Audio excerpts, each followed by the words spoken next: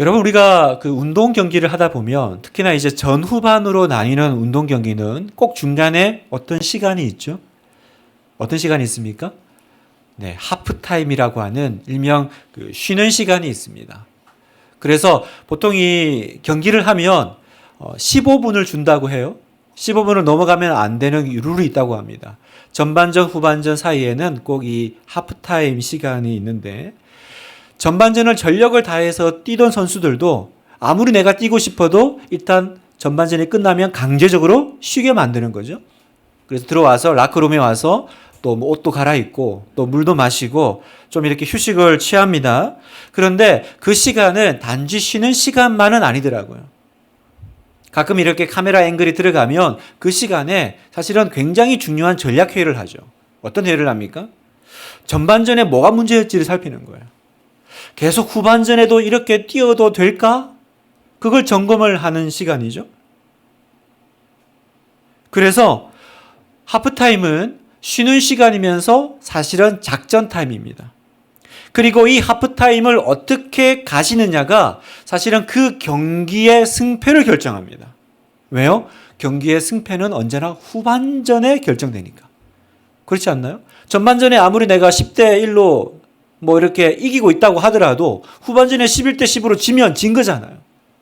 또 설령 내가 전반전에 지고 있더라도 후반전에 역전하면 이기는 거잖아요. 그러니까 경기는 전후반 뛰지만 승패는 언제 납니까? 후반전에 납니다. 그렇다면 이 중간에 있는 하프타임이란 시간을 어떻게 쓰느냐? 이 15분이 사실은 전체 경기를 굉장히 좌지우지하는 큰 역할을 하게 되는 겁니다. 저는 한 학기를 이렇게 보내고 지금 우리가 이제 7, 8월을 방학 기간을 맞이하고 있지 않습니까? 또 어느새 7월이 지났네요. 내일 모레면 8월입니다. 저는 이 7, 8월이 그냥 방학, 종강, 휴가 그러면서 이렇게 쉬는 시간으로 가는 것이 아니라 저는 꼭 2023년 하프타임 같아요. 전반전을 끝내고 후반전 9월달 들어가기 전에 하나님이 우리에게 주신 쉬는 시간이자 작전 타임인 거죠. 그래서 여러분 이 7, 8월을 그냥 휴가 기간이야, 쉬는 기간이야 이렇게 가지 않기를 바라요. 유능한 팀은, 유능한 선수들은 그 시간에 뭘 합니까? 내가 후반전에도 이렇게 뛰어도 될까를 점검합니다. 여러분 우리가 더 많이 내가 또 쉬어야 될 뿐만 아니라 또 뭐 해야 돼요? 기도해야 됩니다. 묵상해야 됩니다. 추천도서 읽어야 됩니다. 여러분 책 꼭 읽으십시오. 아마 여러분의 그 후반전을 어떻게 달려야 될지에 대한 중요한 인사이트를 얻으실 거예요. 뿐만 아니라 여기 우리 기도실이 있습니다. 여러분 언제 오실지 몰라서 항상 냉방을 틀어놓고 있습니다. 언제든지 오십시오. 지금 우리 제자반 우리 훈련생들은 제가 방학 때 훈련 숙제를 드렸어요. 3시간 기도하기. 그래서 지금 와서 3시간씩 기도하고 있습니다. 여러분 이 여름을 잘 쉬십시오. 충분히 휴식하고 그러나 작전 타임이 되도록 하셔야 돼요. 그러면 우리의 이 2023년 후반전은 또 놀라운 역전의 시간이 될 줄 믿습니다. 그렇게 되기를 축복합니다. 그래서 여러분 제가 책을 보니까 하프타임이라는 이름의 책이 있더라고요. 아시는 분은 다 아실 거예요. 밥 버포드라고 하는 유명한 이제 강론가죠. 원래는 사업가였습니다. 이분이 쓴 이제 그 하프타임이라는 책이 있는데 이 책도 또 많은 이제 우리 사업하시는 분들 또 기업가들은 이렇게 굉장히 이렇게 사랑하는 책입니다. 이 밥 버포드가요. 원래는 성공한 사업가였고요. 또 자기 소유의 방송국이 있었어요. 통신회사도 운영했습니다. 그렇게 눈꽃 뜰 새 없이 바쁘게 살았던 사람입니다. 그렇게 승승장구하다가 이 하프타임이라는 책을 기록하게 된 이 어떤 계기가 있는데 외아들이었던 24살 로스라는 아들이 캠핑을 갔다가 급류에 휩쓸려서 실종되는 사건이 벌어집니다. 그리고 그 아들은 4개월 뒤에 싸늘한 시신으로 발견되죠. 그 아들을 발견을 했을 때 밥 버포드는 자신에게 묻습니다. 그동안 나는 뭘 위해 살아왔나? 그동안 나는 뭘 위해 살아왔나? 라고 묻습니다. 저자는 이야기합니다. 숨가쁘게 인생을 살다가 언제부턴가 가슴 한 구석에 이게 과연 최선의 삶일까? 이보다 더 나은 삶이 있지 않을까라는 질문이 떠오른다면 그때가 여러분 인생의 하프타임이라는 거예요. 내 인생에도 하프타임이 있어야 된다는 거예요. 그리고 내가 이때가 나의 하프타임이라고 느껴졌을 때 그때가 내 인생의 감독 대신 하나님께 작전 타임을 요청하라고 이야기합니다. 하나님, 내가 이렇게 사는 게 맞습니까? 저는 하나님의 뜻대로 지금 살고 있습니까? 라고 물어야 한다는 거예요. 사랑하는 분당하나 교회 성도 여러분, 저는 그런 의미에서 우리가 매주일 드리는 이 예배 시간이 꼭 우리의 영혼의 하프타임 같습니다. 일주일을 바쁘게 정신없이 살던 우리를 하나님이 주일이라는 날을 정하시고 강제로 하나님 앞으로 돌아오게 하시죠. 마치 전반전 뛰는 선수들을 강제로 쉬고 하프타임이 넣는 것처럼 하나님이 예배 가운데 우리를 부르십니다. 불러서 작전 지시를 새로 하십니다. 우리의 인생을 방향 전환을 다시 잡아주십니다. 수정해 주십니다. 조율해 주십니다. 그래서 우리가 예배 가운데 내 인생의 감독 대신 하나님을 만나고 또 말씀 안에서 어떻게 살아야 될지를 계속 깨닫는 거예요. 이렇게 가면 안 되겠다. 이렇게 달려가면 안 되겠다. 속도가 아니라 방향이 더 중요하구나. 속도가 아니라 어디로 가는지가 중요하구나. 오늘도 예배 나오신 여러분, 오늘 예배 시간이 여러분의 인생의 하프타임의 시간이 되기를 축복합니다. 어떻게 살아야 될지를 분명하게 듣는 복된 시간 되기를, 하나님께서 이 시간 여러분을 만나 주시기를, 그런 하나님을 향한 갈망으로 이 예배 가운데 임하시기를 바라요. 오늘 본문을 보면 우리가 계속 같은 본문의 내용을 지금 보고 있는데 사도 바울이 3년의 에베소 사역을 마치고 이제 떠납니다. 사도 바울은 알았습니다. 내가 지금 떠나면 이제 이 성도들 다시는 못 보는구나.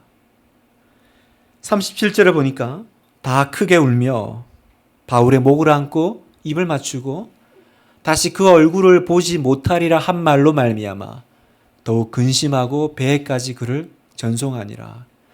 석별의 시간입니다. 작별의 시간입니다. 그런데 다시는 못 볼 작별의 시간입니다. 여러분, 사람은 마지막 때가 되면 가장 중요한 메시지를 남기게 됩니다. 그렇죠? 그래서 우리가 유언이 힘이 있는 이유가 그거 아닙니까? 여러분, 우리가 유언을 한다는 건 뭐예요? 내 인생의 가장 중요한 얘기를 남은 자들에게 해주고 싶은 거 아닙니까? 이제 나는 시간이 없어요. 여러분은 여러분의 임종의 시간에 여러분의 가족에게 무슨 말을 남기고 싶으세요? 여러분은 여러분의 가족들에게 나는 내 인생을 어떻게 살았노라고 말씀하시겠어요? 그리고 내 아들아, 내 딸아, 너희들은 앞으로 인생을 어떻게 살아라 라고 말씀해 주고 싶으시겠어요? 여러분, 사실은 유언은요, 자기의 정체성을 드러내는 시간이에요. 그렇죠? 하나님 앞에서 내가 누구였는지를 깨달아요. 그리고 내가 어떤 삶을 살았는지를 이야기해 주는 시간입니다. 사도 바울은 에베소 성도들과 이제 영원한 이별의 시간에 들어갑니다. 할 얘기 되게 많았을 거예요.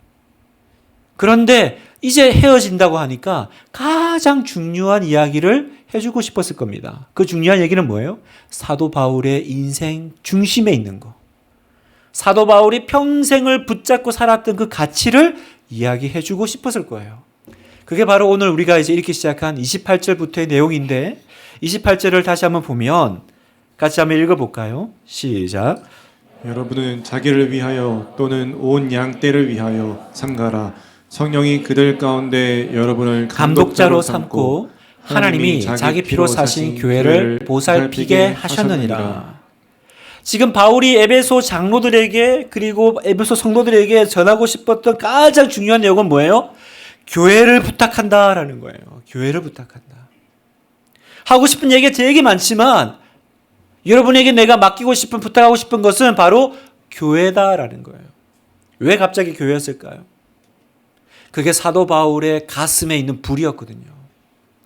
여러분, 평생의 사도 바울은 교회를 세우고 교회를 섬기며 교회를 부흥시키고 그것이 사도 바울의 모든 인생의 중심이었습니다.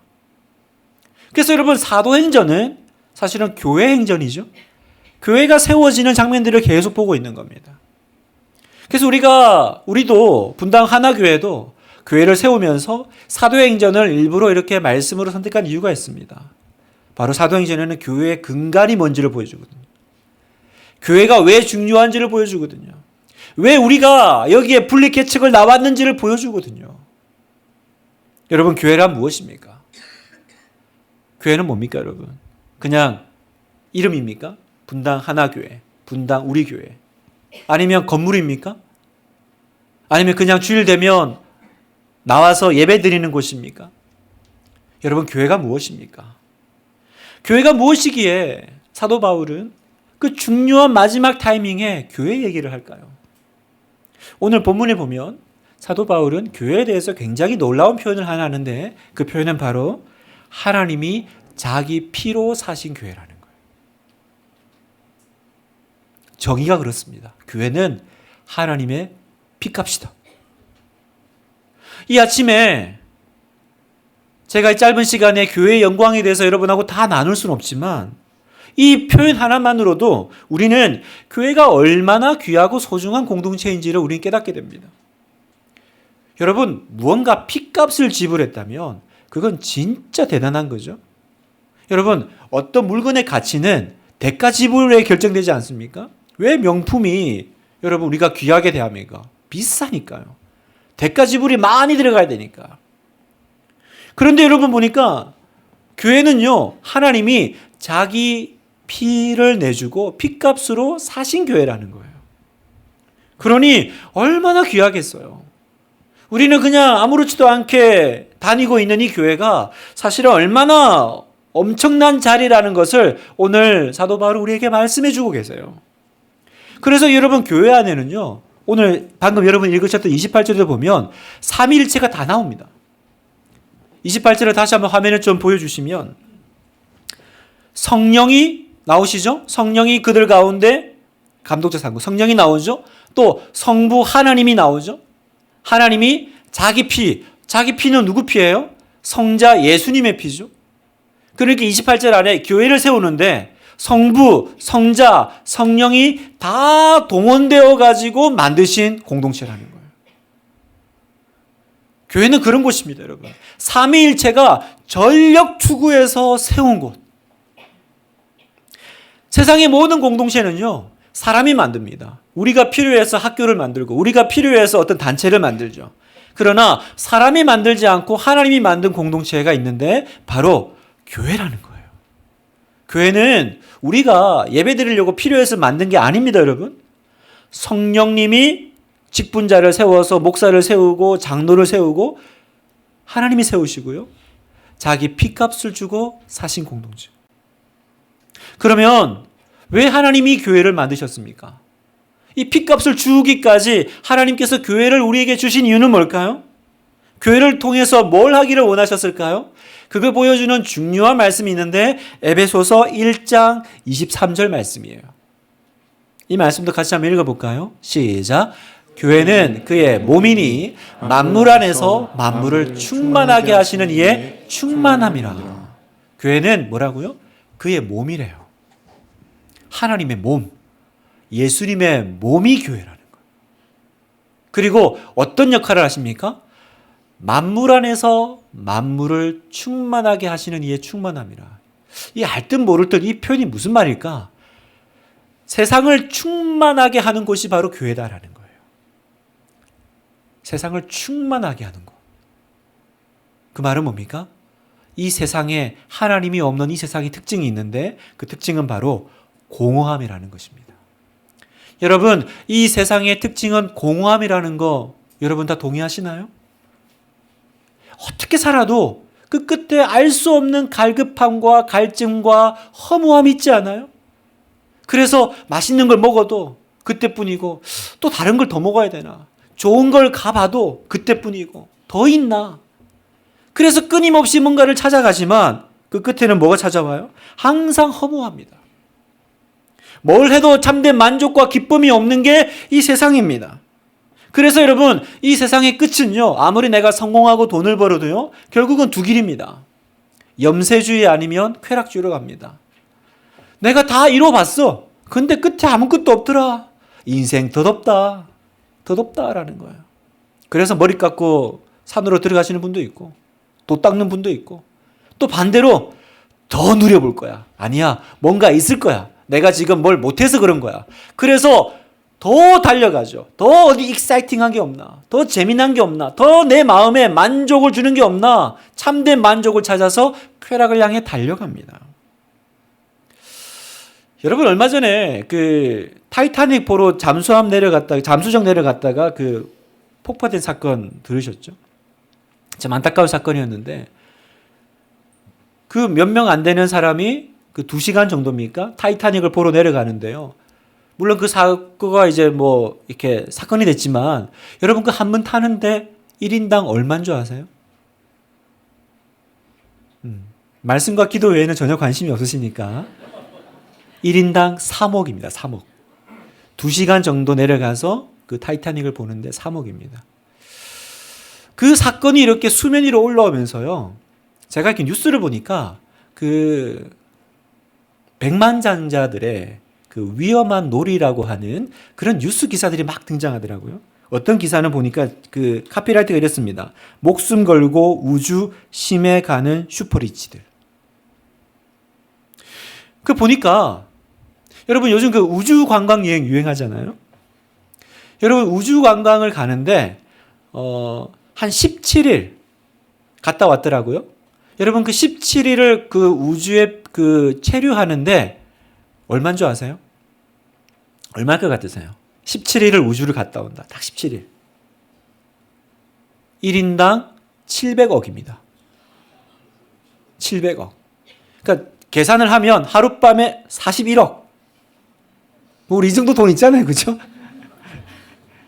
그렇습니다. 막 휴가 때 하룻밤에 몇십만 원도 막 손 벌벌 떨면서 이걸 결제해야 돼 말아야 돼. 우리 그러고 있는데 하룻밤에 41억. 그건 이제 뭐 17일간 머무는 거고요. 그런 것도 있더라고요. 잠깐 우주로 이렇게 대기권 가서 무중력 체험하는 거 있죠? 이렇게 자기 배틀 푸고 이렇게 조금 날아다니는 거. 그거 하는데 1인당 5억. 5억. 근데 또 문제는 뭐냐면 이걸 원하는 슈퍼리치 부자들이 넘쳐난다는 거예요. 넘쳐난다는 거예요. 돈을 가지고 어떻게 될지 모르는 사람들 같아요. 700억을 주고 잠깐 그 공중에 뜨는 거 체험하려고 5억을 주고 그네 타면 되지 않아요? 이렇게 한번. 왜 이렇게 할까요? 이룰 건 다 이뤘고 가진 건 다 가졌는데 그 마음에 그 채워지지 않는 무언가 때문에 뭐 없을까? 뭐 없을까? 돈은 많아. 돈은 많아. 여러분, 그 허무한 것에 굴복하는 것이 세상이고 인생입니다. 그런데 여러분, 그 가운데가 뻥 뚫려 있는 것 같은 그 인생들이요, 참된 예배의 대상을 만나고 그 참된 하나님을 만나면 그 안에 뭐가 와요? 만물을 충만케 하심을 경험한다는 거예요.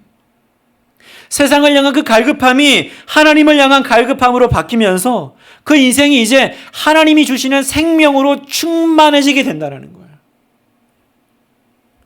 그러니까 여러분, 아무리 절망과 그림자의 인생을 끌어안고 살더라도요, 한번 하나님의 은혜가 임하면 다시 살아나게 됩니다.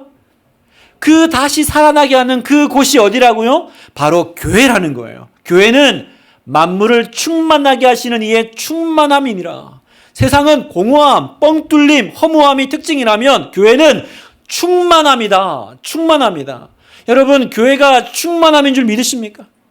여러분, 지난주에 그 유도고가 예배 시간에 죽었던 유도고가 살아나잖아요. 여러분, 그게 예배의 한 상징적인 장면이에요. 여러분, 예배 시간은요, 하나님의 생명이 우리를 향해 밀고 들어오는 시간입니다.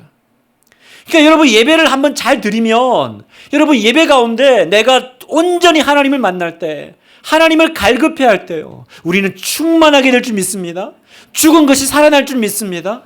여러분, 예배에 생명을 거십시오. 여러분, 예배에 하나님을 갈급해 하십시오. 하나님을 갈급해 하세요. 하나님을 만나기를 사모하십시오. 그러면 100만금으로도 채워지지 않는 700억으로도 채워지지 않는 여러분의 그 영혼의 문제가, 그 갈급함의 문제가 이 한 번의 예배 가운데 하나님의 그 임재가 여러분을 충만하게 하실 줄 믿습니다. 여러분, 그 역사가 일어나는 곳이 예배고 그 예배가 있는 곳이 교회다라는 거예요. 이 교회가 너무 귀하기 때문에 하나님은 당신의 아들의 핏값을 내주고 이 공동체를 세우십니다. 그런데 여러분, 세우신 다음에 그 공동체를 어떻게 하시냐? 누구에게 맡기셨다고요? 그 중요한 교회를 우리에게 맡기셨어요. 28절에 여러분은 자기를 위하여 또는 온 양떼를 위하여 삼가라. 성령이 그들 가운데 여러분을 감독자로 삼고 하나님이 자기 피로 사신 교회를 보살피게 하셨느니라. 무슨 말입니까? 교회를 보살피기 위해서 자기를 절제하고 준비하고 하나님께서 여러분을 직분자로 부르셔서 이 교회를 더 세워가게 하셨다라는 거예요. 그러니까 여러분, 교회 안에 직분자는요, 선거에서 세우는 게 아니에요. 목사고시 통과하면 목사가 되는 게 아닙니다, 여러분. 여기 보니까 성령이 여러분을 감독자로 삼고, 그러니까 교회의 직분은요, 하나님이 세우시는 거예요. 너무 중요한 공동체입니다. 하나님이 다스리시는 세상, 하나님이 다스리시는 나라. 그런데 그 영광스러운 걸 지금 우리에게, 여러분에게 맡기고 계신다는 사실입니다.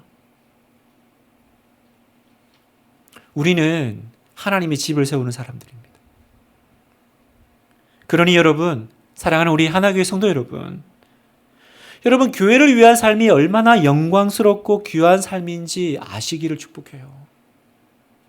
교회를 섬기고 교회를 세워가는 것이 얼마나 내 인생에 가치 있고 귀한 것인지 정말 여러분의 그 눈이 열려서 그 영광을 보게 되시기를 축복해요.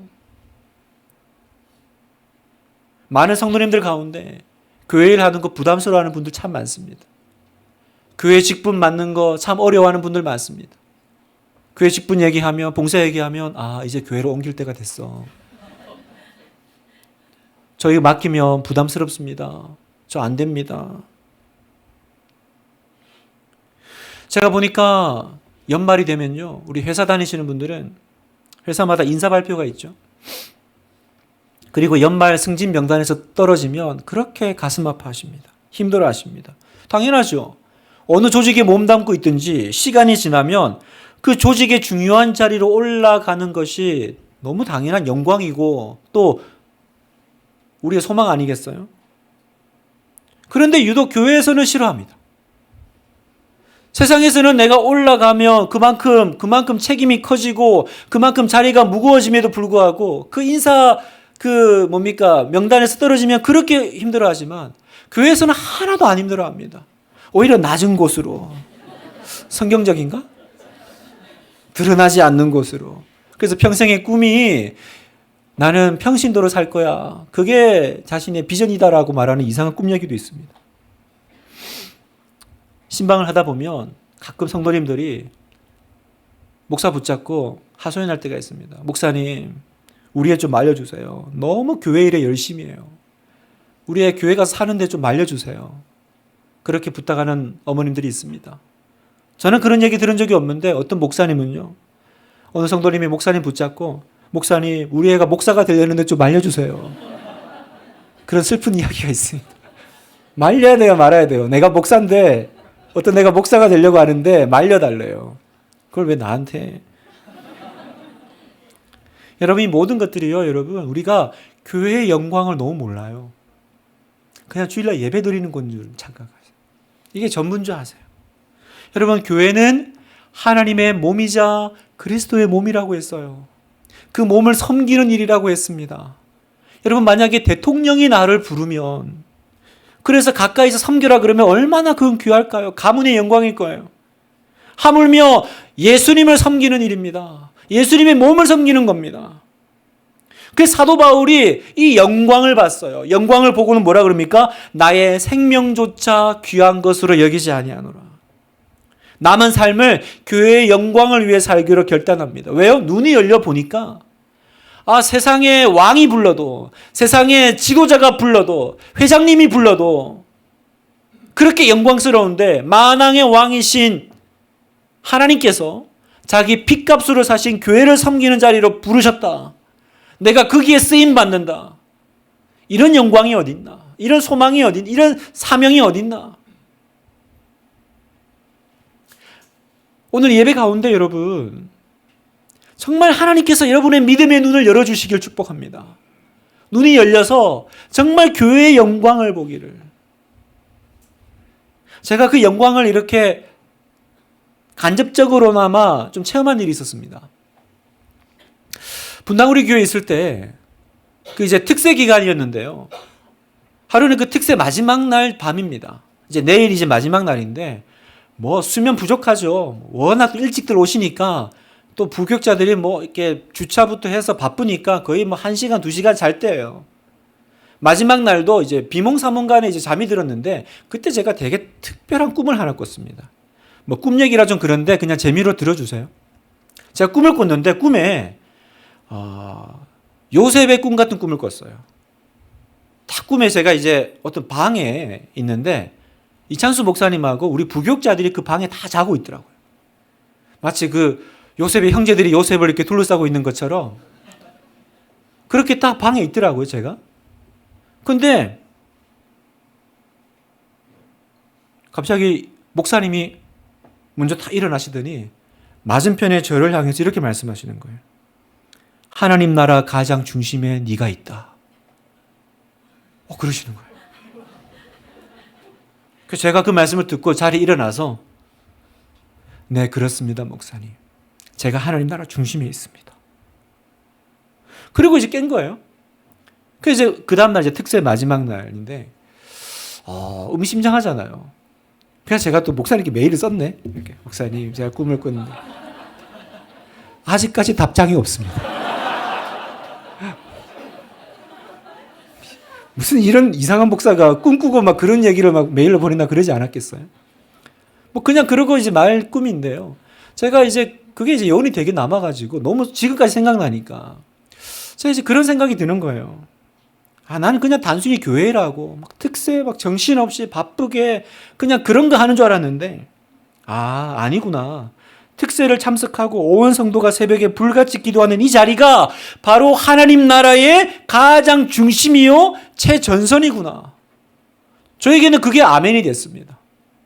나는 지금 그냥 교회 일하고 있고 막 특세에 막 이렇게 여기저기 불려가고 있고 그런 게 아니라 내가 지금 하나님 나라 가장 중심에 서 있는 거구나. 여러분 그렇겠죠. 지금 성경이 뭐라고 얘기하세요? 교회는 하나님의 몸이래요.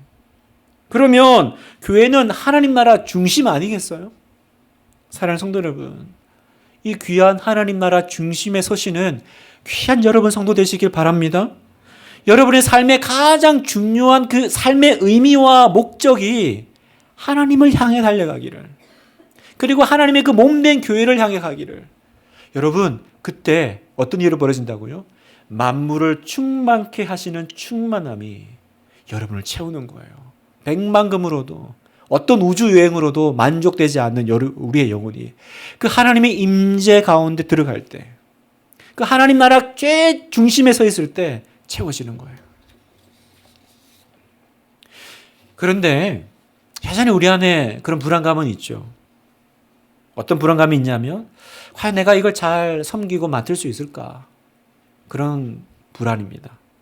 이렇게 부족한 내가 잘 감당할 수 있을까? 좀 더 잘 준비된 누군가가 하는 게 낫지 않을까? 괜히 내가 이거 한다 그래가지고 오히려 그냥 덕도 안 되고. 그게 이제 우리의 이제 그 망설임의 이유죠. 여러분이 사도 바울이 에베소 성도들에게 교회를 맡길 때요, 그 당시 상황을 한번 생각해 보세요. 신학교가 있었겠습니까? 우리가 이렇게 흔하게 보는 성경책 한 권이 있었겠습니까? 그뿐만 아닙니다. 그 당시에도요, 이단이 얼마나 성행하는지요. 사도 바울도 얘기합니다. 29절에 내가 떠난 후에 사나운 이리가 여러분에게 들어와서 그 양떼를 아끼지 아니하며 또한 여러분 중에서도 제자들을 끌어 자기를 따르게 하려고 어그러진 말을 하는 사람들이 일어날 줄을 내가 아노라.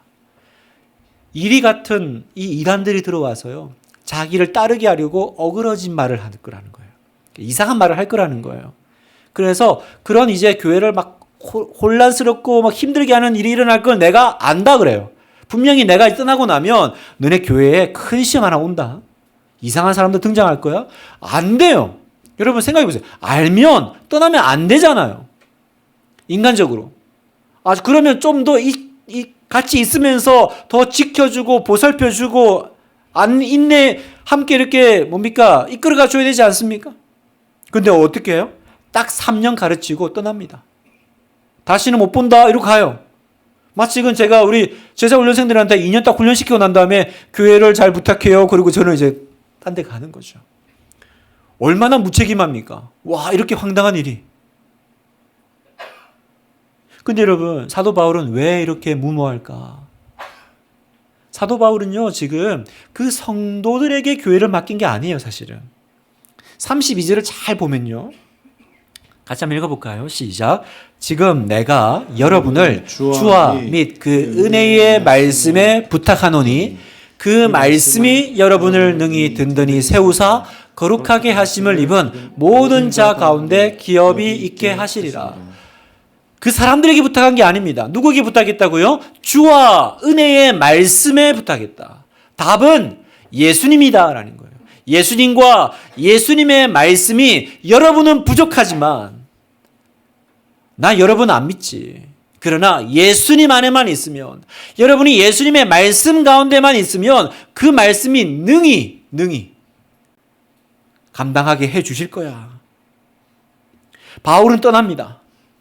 그러나 예수님은 안 떠나시죠. 바울은 지금 장로들을 보고 교회를 맡긴 게 아닙니다.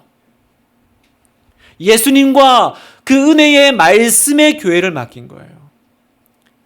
여러분, 오늘날 우리 교회는, 여러분, 예수님의 교회는 어떻게 세워져 갈까요? 사람들이 하는 게 아닙니다. 유능하고 잘난 사람들이 세워가는 게 아니라 이 교회가 예수님만 바라보고 그리고 말씀 붙잡고 말씀 안에만 머물러 살아가면 시간이 지나면 지날수록 우리가 아니라 하나님의 은혜와 역사가 이 교회를 지키고 부흥하고 성장시켜 나갈 줄 믿습니다. 그러니 우리가 목사도 되고 장로도 되고 순장도 하는 거예요. 도대체 하나님이 날 뭘 보고 이 자리 세우셨을까? 올라올 때마다 참 신기해요. 하나님이 도대체 날 뭘 보고 여기 담임으로 세우셨나? 진짜 겁도 없으시다 하나님. 하나님 뭐라고 그러세요? 내가 언제 너 믿는다고 했니? 너 안에 있는 하나님의 말씀, 네가 붙잡고 있는 예수가 너를 이 일을 감당하게 하는 사람이 되게 할 거야. 여러분, 우리의 힘의 근원은 어디 있다고요? 주님께 있습니다. 힘의 근원은 어디 있습니까? 여러분이 붙잡는 말씀에 있습니다. 그래서 여러분, 우리는 항상 그 하나님의 대진표를 생각하셔야 돼요. 여러분, 대진표가 뭐예요? 경기를 하면 이 사람 이렇게 싸우게 붙이는 거죠. 아니, 내가 체급도 안 맞는 엄청나게 센 어떤 상대를 만나면 무슨 소리 이기겠어요? 근데 하나님의 대진표, 그 자리에 내가 아니라 하나님을 넣으면 그러면 게임 끝나는 거 아니겠어요? 내가 싸우면 지지만 하나님이 들어가시면 이기는 거 아닙니까? 다윗과 골리앗이 다윗이 물판매질에 대가여서 이겼습니까? 만군의 여호와의 이름으로 내가 내게 나아가노라. 하나님의 대진표를 믿었던 거죠. 그래서 다윗이 골리앗을 이긴 거예요. 여러분, 우리는 작습니다. 우리는 연약합니다. 분당 하나교회 힘 없습니다. 그러나 주님은 크십니다. 주님은 크십니다. 여러분 안에 계시는 예수 그리스도는 능력의 하나님이신 줄 믿습니다. 아멘입니까, 여러분? 하나님의 대진표를 항상 생각하십시오. 계속 자리 바꾸십시오. 하나님, 주님께서 들어가 주세요. 주님께서 싸워주세요. 그때 우리 안에 평안이 찾아올 거예요. 이걸 보는 믿음의 눈이 또 여러분에게 열리시기를. 그래서 교회에서 무슨 얘기하면, 그래서 뭘 하자고 하면 이렇게 부족한 제가, 그렇게 말씀하지 마세요. 예수님 믿고 담대하게 용기 내어보는 귀한 여러분 되시기를, 믿음의 사람 되시기를 축복합니다. 이제 사도 바울은 모든 얘기를 끝내고 이제 서로 껴안고 웁니다. 36절. 이 말을 한 후 무릎을 꿇고 그 모든 사람들과 함께 기도하니 다 크게 울며 바울의 목을 안고 입을 맞추고. 그 장면 한번 상상해 보십시오. 왜 울었을까요? 왜 서로 막 껴안고 목을 안고 이렇게 흐느껴 울었을까요? 헤어짐이 아쉬워서요? 아니면 서로의 인생이 딱하고 불쌍해서요? 아니요. 그 눈물 아니었을 거예요. 바로 주의 길을 함께 가는 그 동지들의 뜨거운 눈물이죠. 남는 자나 떠나는 자나, 우리가 같은 사명에 매여 있다라고 하는, 우리가 지금 헤어지면 언제 만날 줄 모르지만 우리 주님이 맡기신 이 몸된 교회 아름답게 지키다가 나중에 그날에 주님 앞에 서로 만납시다. 그 눈물로 서로가 안고 축복하고 헤어지는 거예요. 여러분, 우리가 그렇게 여기 온 거예요. 그렇게 여기 온 거예요. 저는 우리 마지막 예배 드렸던 그날 그 송림 주차부였던 것 같아요. 주차부 한 부원이 그 들고 있었던 그 플래카드 팻말을 잊을 수가 없습니다. 성도 여러분, 그동안 감사했습니다. 저는 그 말이 어떻게 들리냐면 천국에서 다시 영광 가운데 만납시다, 그렇게 들려요. 성도 여러분, 감사했습니다. 너무 서운합니다. 아쉽습니다. 우린 참 이렇게 헤어질 수밖에 없는 불쌍한 인생인가요? 그 이야기가 아니었어요. 그 얘기가 아니었어요. 제 마음에는 우리 지금 헤어지지만 천국에서 만납시다. 주님 맡겨주신 이 사명, 29개의 교회를 세우고 또 그 교회가 교회를 낳고 나의 교회를 부탁한다. 그 사명 붙잡고 그분이 분당 우리 교회 남았는지 떠났는지 알 수 없지만 남는 자나 떠나는 자나 그 사명 앞에 있는 사람은요, 눈물이 나요. 천국에서 만날 때 그 사명 가운데 걸어왔던 사람들의 이야기가 저와 여러분의 이야기가 되기를, 그렇게 저는 이 아침에 소망합니다. 말씀을 마무리하면서 켄 가이어의 묵상하는 삶에 보면 랍비 이야기가 하나 나오는데 이런 이야기입니다. 어느 날 랍비가 이제 서재에 앉아 있는데 한 제자가 찾아와서 이렇게 얘기해요. 선생님, 제가 선생님을 얼마나 사랑하는지 단지 그 말씀을 드리고 싶었습니다. 그러자 랍비는 책을 내려놓고 제자를 보며 이렇게 말합니다. 자네는 나를 아프게 하는 것이 무엇인지 아는가? 제자는 어리둥절하며 모르겠습니다 라고 말했습니다. 그러자 랍비가 되물었습니다. 나를 아프게 하는 것이 무엇인지도 모르면서 어떻게 나를 사랑할 수 있다, 사랑한다라고 말할 수 있는 거야? 지금 무슨 얘기를 하고 있는 거예요? 누군가를 사랑한다면 먼저 그 사람의 아픔을 아는 거죠. 그의 아픔이 뭔지 모르면서 어떻게 내가 그 사람을 사랑한다고 말할 수 있겠어요? 제가 왜 이 이야기를 설교 말미에 나누냐면 예수님이요, 요한복음 마지막 장에 이제 베드로 이제 다시 만나고 이렇게 하면서 유명한 말씀하시죠. 요한의 아들 시몬아, 네가 나를 사랑하느냐? 물으신 다음에 그 다음 뭘 얘기하세요? 내 어린 양을 먹이라 그러세요. 내 어린 양을 먹이라. 요한복음 21장 15절 볼까요? 그들이 조밥 먹은 후에 예수께서 시몬 베드로에게 이르시되 요한의 아들 시몬아, 내가 이 사람들보다 나를 더 사랑하느냐 하시니 이르되 주님 그러하나이다. 내가 주님을 사랑하는 줄 주님께서 아시나이다. 이르시되 내 어린 양을 먹이라 하시고. 저는 여기서 의문이 생깁니다. 네가 나를 사랑하느냐 묻고는 사랑합니다. 그랬더니 왜 갑자기 뜬금없이 내 어린 양을 먹이라 이 얘기를 하셨을까? 앞에 그 랍비 얘기를 생각해 보면요, 저는 이렇게 해석이 되는 거예요. 너는 나를 사랑한다고 말했지. 그러면 내 마음이 어디가 있는지 아니? 나는 뭐 때문에 아파하는 줄 아니? 바로 나의 어린 양 교회 때문에 아파해. 네가 나를 사랑한다면 너는 나의 교회를 사랑해야 돼. 나의 교회를 너에게 맡기마. 여러분, 하나님에게 아쉬운 게 뭐가 있고 아픔이 뭐가 있겠어요? 하나님이신데. 아픔이 하나 있다면 이 땅에 남겨진 그분의 몸된 교회 아니겠어요? 그러니까 마귀는 하나님은 못 건들지만 교회는 계속 건드려요. 마귀는 예수님은 시험 못하지만 성도는 계속 시험합니다. 여러분, 교회는 하나님의 복음의 통로이지만 또 하나님의 약점이죠. 우리가 하나님의 영광을 드러내지만 우리가 하나님의 영광을 땅에 떨어뜨립니다. 그러니 여러분, 주님이 여러분에게 물으실 겁니다. 사랑하는 내 아들아, 사랑하는 내 딸아, 네가 나를 사랑하느냐? 네, 주님, 제가 주님을 사랑합니다. 그럼 주님 말씀하실 거예요. 그러면 내가 올 때까지 내 교회를 잘 부탁해. 내 교회를 잘 부탁한다.